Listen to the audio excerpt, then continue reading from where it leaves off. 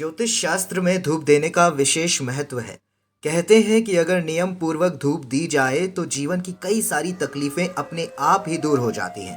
साथ ही यह भी मान्यता है कि अलग अलग तरह के धूप का प्रयोग अलग अलग तरह की परेशानियों को दूर करने के लिए किया जाता है। तो आइए यहाँ जानते हैं एक विशेष धूप के बारे में, जिसे जनार्दन धूप कहा जाता है। यह धूप काफी प्रभावशाली होती है। कहते हैं कि इसे जलाने से प्रेत बाधा, बच्चों को नजर लगना आदि दूर हो जाते हैं। रामेश्वरम में सबसे अधिक इसी धूप की मांग है।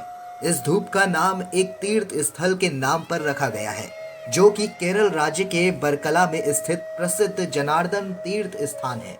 इस तीर्थ स्थान को यहाँ पाप मोचन, शरण मोचन, सावित्री, गायत्री और सरस्वती तीर्थ भी कहा जाता है। इस जगह जनार्दन धूप की एक बड़ी सी खदान भी है, जहां से जनार्दन धूप का निर्यात पूरे भारत में होता है। जनार्दन धूप के विषय में एक पौराणिक कथा भी सुनने को मिलती है, जो कि इस प्रकार है।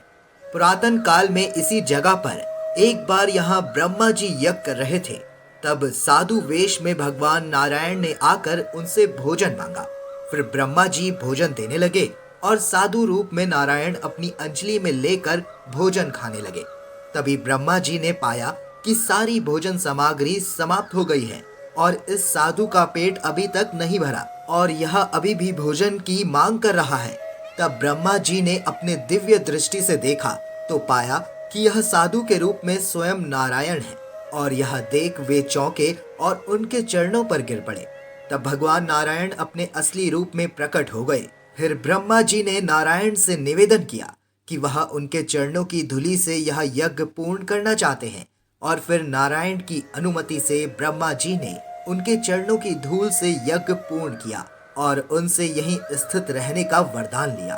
और माना जाता है कि यह प्रभावशाली जनार्दन धूप यह ब्रह्मा के यज्ञ स्थल से ही निकलती है। इसीलिए इस प्रभावशाली जनार्दन धूप से यज्ञ, हवन, पूजा पाठ करने से मनुष्य के सारे रोग दुख नष्ट हो जाते हैं और वातावरण में सकारात्मक ऊर्जा का